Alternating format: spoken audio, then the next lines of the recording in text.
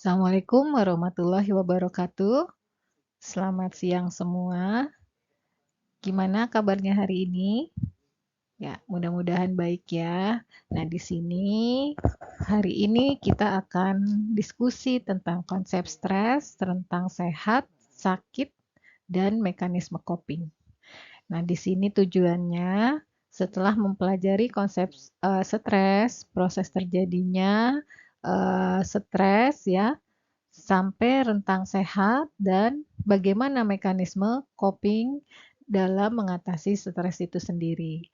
Nah, dari pelajaran yang kemarin itu kita sudah pelajari apa yang dikatakan dengan masalah kesehatan jiwa ya, maupun sehat jiwa dan gangguan jiwa.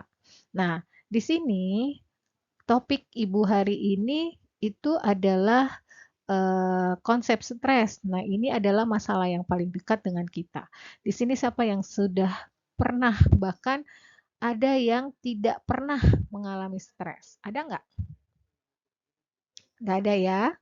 Oke. Kalaupun ada, Ibu berharapnya stresnya itu hanya stres yang ringan-ringan saja. Nah, ini biasanya terjadi pada setiap orang, ya. Nah, ini masih dikatakan belum gangguan jiwa. Oke, apa itu stres? Ada yang tahu stres? Ya, oke.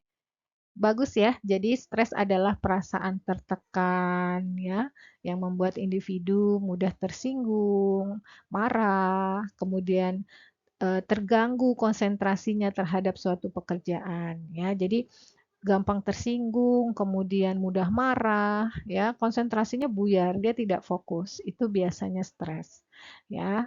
Nah, stres itu adalah respon umum tubuh terhadap adanya tuntutan penyesuaian diri dan karena terganggunya keseimbangan tubuh.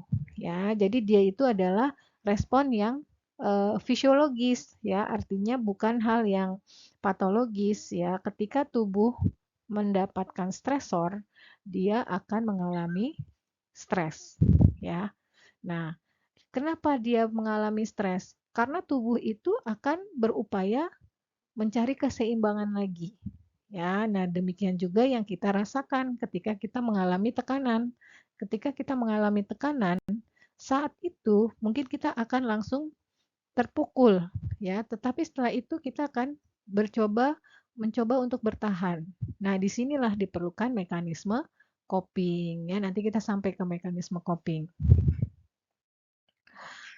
Stres juga bisa diartikan sebagai segala sesuatu yang datang dan kita merasa tidak mampu dalam menghadapinya. Ya, jadi ada stresor, ada masalah yang datang, kita merasa tidak mampu untuk menyelesaikan masalah itu. Nah, inilah akhirnya kita mengalami stres. Nah, efeknya ada efek jangka panjang dan ada efek jangka pendek. Efek jangka panjang itu akan berlarut, itu stresnya tidak terselesaikan sehingga ini akan membawa ke jangka yang panjang ya. Nah, ini bahaya untuk yang efek jangka panjang.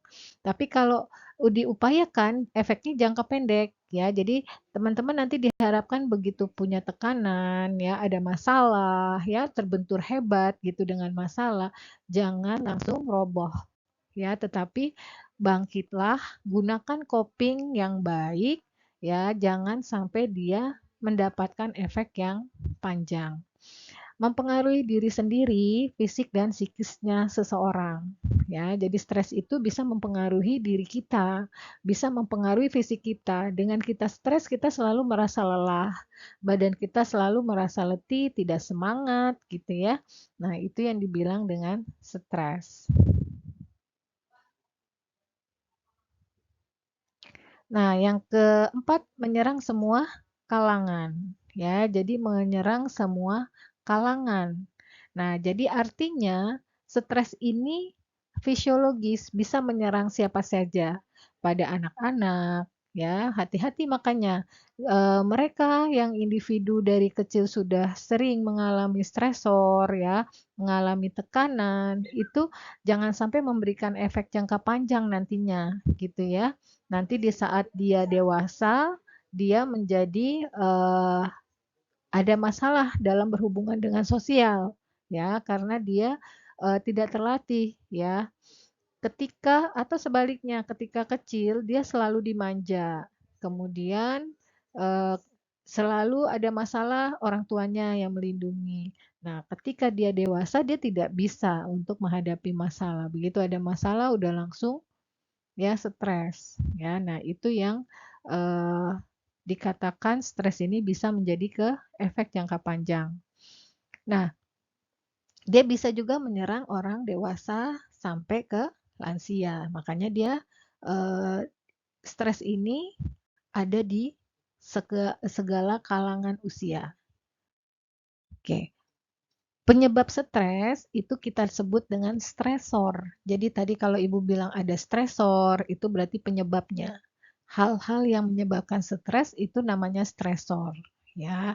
Stimulus, jadi ada stimulus stresor dari luar ataupun dari dalam diri sendiri itu yang menyebabkan stres, ya. Bentuk stresor ini dari lingkungan, kondisi diri serta pikiran, ya. Jadi dia asalnya bisa dari lingkungan, lingkungan di sekitar kita, kondisi diri kita dan pikiran kita gitu ya. Nah, inilah yang menyebabkan stresor ini bisa kita dapatkan. Jadi bentuknya bisa dari lingkungan, kondisi diri kita dan pikiran. Sumber stresor, dari mana aja sumbernya sih? Ya, tadi karena kita sudah mengatakan ada dari dalam, ada dari luar. Berarti ya, kalau lingkungan itu berasal dari luar.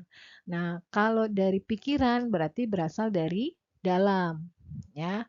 Nah, dari luar itu bisa dari lingkungan, bisa dari masyarakat, bisa dari keluarga, ya, di luar dari tubuh kita. Itu namanya dari luar. Jadi sumber stresor itu ada dua, ada dari dalam, ada dari luar. Dari dalam itu dari dalam diri kita, bisa dari pikiran kita, bisa dari kondisi tubuh kita yang kurang fit, jadi kita jadi stres, ya itu berarti berasal dari dalam. Contohnya kita sakit gigi, kita stres kan? Nah, itu berarti sumber stresornya berasal dari dalam, ya. Tetapi kalau ketika kita berinteraksi dengan keluarga, kalian ada slack dengan adik misalnya ya berantem gitu kan. Terus belum lagi kondisi ibu yang sakit gitu. Nah, itu berarti stresornya dari luar ya. Berarti berasal dari luar yang tepatnya di keluarga ya. Ada lagi yang di masyarakat atau lingkungan, misalnya di tempat kuliah ya dengan teman-teman kuliah atau bahkan mungkin sama dosennya gitu ya, stres ya. Nah, itu berarti di lingkungan. Sampai sini ada pertanyaan sebelum masuk tahapan dari stres. Nggak ada? Oke. Ternyata di dalam tahapan ya stres itu punya tahapan ya. Jadi teman-teman nanti coba amati stresnya. Siapa di sini yang pernah mengalami stres? Ya, bagus ya. Apa yang dialami? Stres apa bentuknya? Apa stresornya? Ya. Nah, itu yang nanti kita lihat. Ternyata dia ada tahapannya. Ya, yang pertama itu merupakan tahapan yang ringan.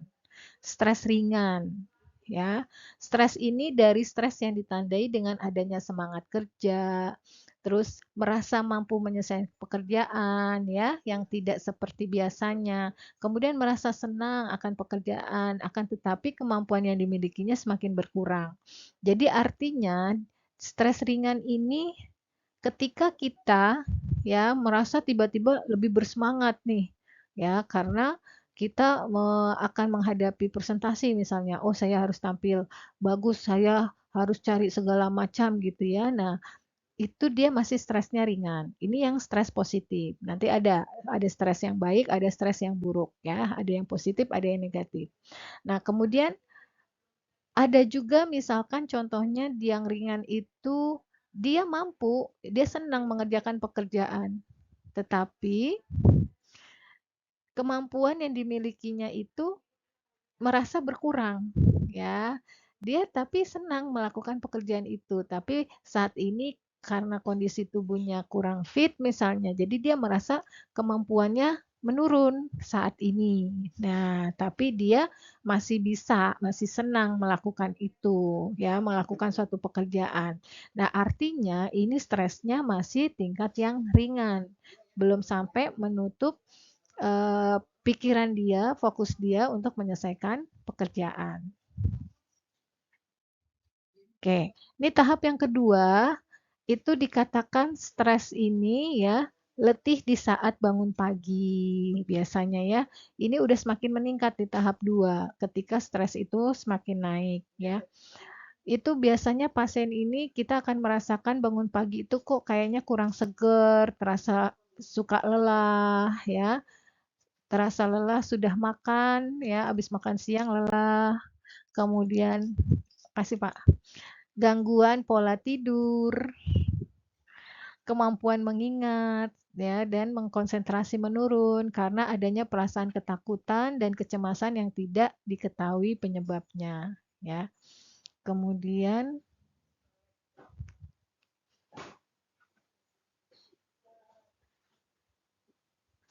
stresor yang keempat, ya, tahap keempat itu segala pekerjaan yang menyenangkan terasa membosankan.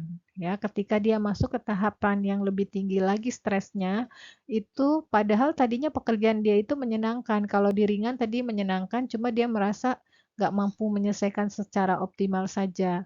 Tapi di tahap keempat ini, dia merasa pekerjaan yang menyenangkan buat dia biasanya, tapi justru malah membosankan buat dia ya, sehingga di sini dia sudah masuk di tahap keempat stresnya. Gangguan pola tidur sampai nggak bisa tidur ya, konsentrasi juga menurun, itu di tahap 4. Di tahap 5 itu kelelahan fisik secara mendalam. Ya, jadi tidak mampu menyelesaikan pekerjaan yang ringan, ya, tidak mampu menyelesaikan pekerjaan yang sederhana, terus gangguan sistem pencernaan dan perasaan ketakutan, ya, cemasnya semakin meningkat. Itu di tahap kelima. Tahap keenam, biasanya ini tahap yang paling puncak. Seseorang itu akan mengalami panik, ya, jadi dia panik, merasa takut, ya. Kemudian ada perasaan takut mati, ya. Kemudian gejalanya itu biasanya detak jantungnya jadi semakin keras, susah bernapas, terasa gemeter ya, gemeteran, seluruh tubuhnya itu gemeteran dan keringat keluar keringat gede-gede gitu ya, seperti keringatan lah. Jadi di sini dia benar-benar panik kondisinya ya. Bahkan ada yang sampai pingsan ya. Nah, itu yang di tahap keenam.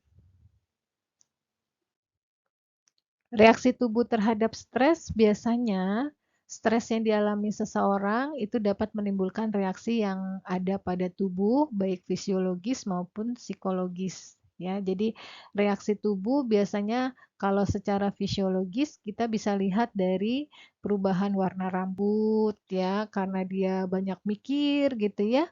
Stres jadi cepat beruban biasanya ya. Terus perubahan penglihatan, jadi penglihatannya mudah kabur, turun daya pikirnya. Nah, ini yang fisiologis ya, secara fisiologis. Terus mulut mulut, bibir terasa kering, gangguan sistem pernapasan ya seperti sesak napas, terjadi kepucatan, kesemutan, biasanya ya gangguan pencernaan. Jadi ada yang sampai gangguan asam lambungnya jadi meningkat karena dia stres. Nah, itu berarti terjadi perubahan secara fisiologisnya ya, kita lihat secara fisiologis.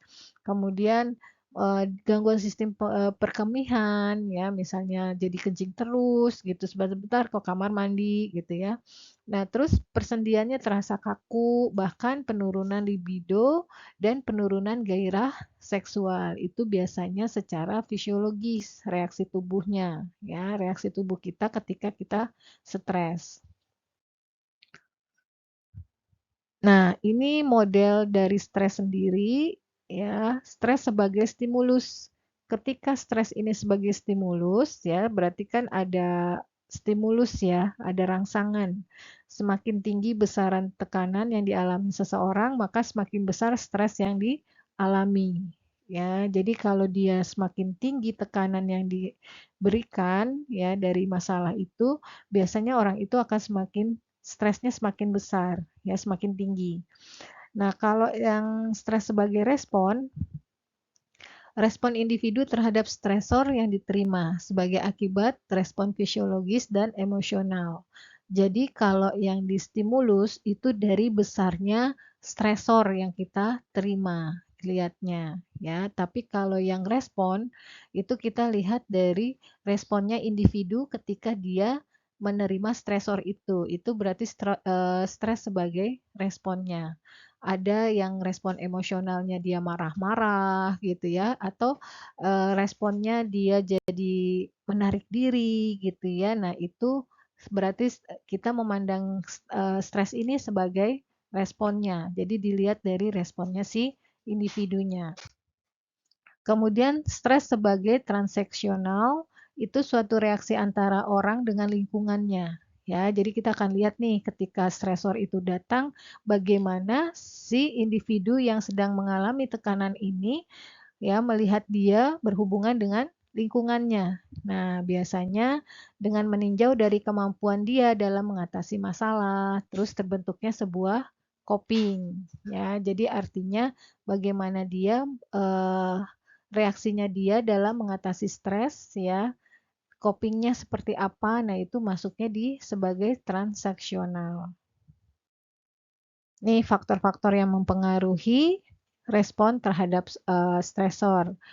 Faktor yang mempengaruhi itu biasanya ada sifat stresornya sendiri, itu bisa mempengaruhi ya berat, ya ringan, atau eh, sangat menekan gitu ya. Nah itu dari sifat. Durasi, lama ya, lamanya, panjangnya ya stresor itu menekan si individu ini. Kemudian jumlah, banyak nggak masalah yang dia temukan ya, yang dia stresor yang dia terima. Contohnya kalau yang banyak misalnya dia udah ada stresor dari keluarga, kemudian ada stresor dari tempat kuliahnya, stresor dari teman-temannya. Nah, ini berarti jumlahnya itu dapat mempengaruhi respon si individu ya. Semakin banyak jumlah stresor yang diterima, maka dia tingkat stresnya bisa semakin tinggi gitu ya. Nah, ini pengalaman masa lalu itu juga bisa mempengaruhi respon terhadap stresor. Ketika dia bisa belajar dari pengalaman masa lalunya dengan baik, maka ketika individu ini mengalami stresor kembali ya yang sama, itu dia akan lebih tangguh biasanya. Kalau memang coping yang digunakan itu bagus. Kemarin itu saya menggunakan coping yang mana penyelesaian masalahnya. Nah, ini sekarang saya akan gunakan di saat ini gitu ya ketika stresor itu datang. Nah, itu didapatnya dari pengalaman masa lalu. Maka ini akan mempengaruhi respon si individu. Ya, mungkin saat stresor pertama datang dia marah-marah, tapi ketika dia sudah tahu dulu sudah pernah gitu ya, pengalaman dia yang pertama, maka saat stresor itu datang yang kedua, dia nggak marah-marah lagi. Dia akan bisa menghadapinya lebih tenang ya walaupun dia mengalami stres tetap tetapi tidak sampai marah-marah ya responnya lebih tenang kemudian lebih bisa berpikir positif untuk menyelesaikan masalahnya gitu jadi makanya pengalaman masa lalu itu bisa mempengaruhi respon individu yang mengalami stres. Terus tipe kepribadian ya jadi kepribadiannya bisa mempengaruhi respon si individu ini. Ketika dia temperamen misalnya ya, begitu dia dapat stresor, mungkin dia akan marah-marah gitu. Ketika dia introvert, dia akan mengalami stresor ya, menerima stresor. Stresnya itu dia responnya seperti apa, menarik diri misalnya ya. Nah, itu tergantung dari kepribadian. Nah, ini berarti tipe kepribadian bisa mempengaruhi respon terhadap stresor. Kemudian tingkat perkembangan ya. Semakin berkembang usianya, maka berpikirnya semakin dewasa ya, sesuai dengan tingkat usianya. Nah, di sini setiap tahapan perkembangan dia akan mengalami fase-fase ya tugas-tugas perkembangan di mana misalnya pada saat toddler itu dia belajar untuk otonomi ya, kemudian punya privasi sendiri, kemudian dia juga bisa berani ya. Nah, itu dia pakai dengan baik tugas perkembangannya, maka ketika dia ketemu stresor ya di usia yang lebih meningkat lagi di usia sekolah misalnya ya, ini bisa digunakan. Jadi dia akan lebih tenang gitu ya, terus lebih berani untuk mengungkapkan yang perasaannya dia. Nah, ini bisa dikatakan bahwa tingkat perkembangan itu bisa mempengaruhi terhadap stresor. Oke, mengatasi stres, bagaimana caranya? Ya, ini kita kenal dengan 4U, ubah cara pikir, ubah cara belajar, ubah cara berkomunikasi, dan ubah cara bergaul. Ya, jadi U semuanya. Ubah cara berpikirnya. Ya, bagaimana sih caranya biar saya tidak stres? Biasanya stres itu muncul karena adanya pikiran negatif. Nah, berarti kita harus rubah pikiran negatif itu kita rubah menjadi pikiran yang positif, yang bagus-bagus. Ya, jadi yang tadinya mungkin ih dia selalu begini negatif terus ya. Nah, itu harusnya berpikirnya lebih positif.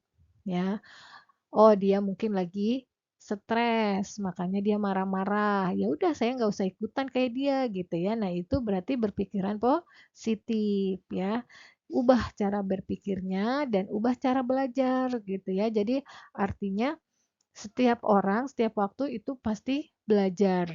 Kalau udah ada kata belajar, di sini tidak ada kata paling unggul ya. Jadi dia itu sudah sama-sama ya di sini. Oh, berarti cara saya salah, berarti saya rubah cara belajarnya gitu ya.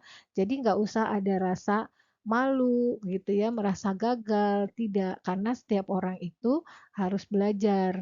Nah, ketika kita sudah mengatakan belajar, itu tidak ada yang paling unggul. Ya, jadi kita sama-sama meningkatkan kemampuan ya. Kita sama-sama untuk menambah pengetahuan dan keterampilan kita di situ. Nah, ini setiap hidup, selama sepanjang hidup kita selalu belajar.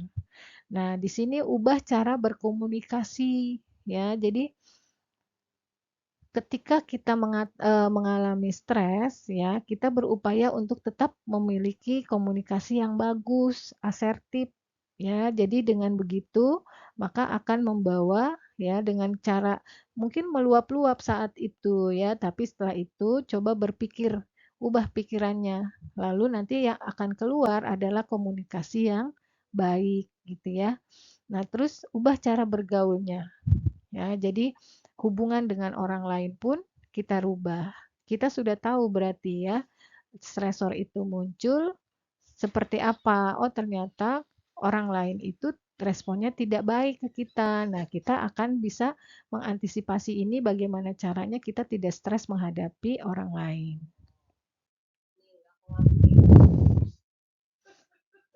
Sumber-sumber stres. Nih, ini sumber-sumber stres. Ada lingkungan, kemudian ada di sini lingkungan itu ada bencana alam, ya, kemacetan lalu lintas. Ini benar nggak? Pagi-pagi ya, biasanya kalau berangkat pagi nih, ya, lingkungan berarti itu sumber stresnya.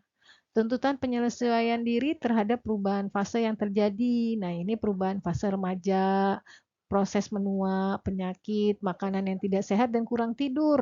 Bahkan kurang olahraga ya. Nah, ini menjadi stres. Makanya yuk kita mulai sekarang teman-teman ya, coba hidup sehat. Pagi-pagi itu sebelum kuliah bangun, habis subuh jangan tidur lagi. Bangun, olahraga, hirup udara pagi sehingga nanti dengan udara pagi itu akan merubah pikiran kita terbuka. Saat kalian kuliah, itu pikirannya udah seger. Ketika macet datang, enjoy aja, nggak masalah gitu ya. Nah, itu yang harusnya bisa diantisipasi. Ini sumber stres loh, sumber stres itu bisa dihilangkan ya. Terus ada lagi karena adanya pikiran yang negatif, sumber stres itu. Nah, ini harus kita hapus ya, penuh kegagalan, tidak berdasarkan fakta. Kemudian sumber-sumber stres juga pelajaran di sekolah ya, di tempat kuliah. Nah, itu biasanya. Terus kurang pede, kurang percaya diri, atau punya cita-cita yang terlalu tinggi. Artinya gini, kalian bukan berarti tidak boleh memiliki cita-cita yang tinggi, ya. Ketika kita memiliki cita-cita atau harapan, itu harus menyesuaikan dengan realita. Oh, bisa kok ini tercapai, ya. Berarti saya harus bekerja keras. Ya, jadi kalau memang itu bisa dicapai ya, diupayakan, boleh. Tetapi ketika mentok misalnya ya cita-citanya tidak berhasil, gagal gitu ya, jangan pula kalian jadi stres. Nah, ini yang menjadi sumber stres biasanya ya, karena cita-citanya tinggi, tidak sesuai dengan realita, akhirnya stres. Terus kehilangan orang yang dicintai, ya, kegagalan, ketika remaja pencarian jati diri itu juga menjadi sumber stres, keinginan untuk hidup terpisah dari orang tua dan menjadi seseorang yang mereka inginkan. Ini gejala-gejalanya ya, tanda dan gejala stres. Ada nggak yang pernah mengalami ini? Secara fisik, ada pernah merasa lelah, insomnia, nyeri kepala, berdebar-debar, nyeri dada, gangguan pencernaan, bahkan sampai diare, ya, mual, ya, wajah terasa panas, berkeringat, menstruasinya terganggu, sakit kepala, sakit perut, ya, ini secara fisik. Nah, ini secara mental. Biasanya dia akan mengalami konsentrasi, daya ingatnya kurang. Jadi ragu-ragu dalam bertindak, ya, bingung, pikirannya kosong, kehilangan.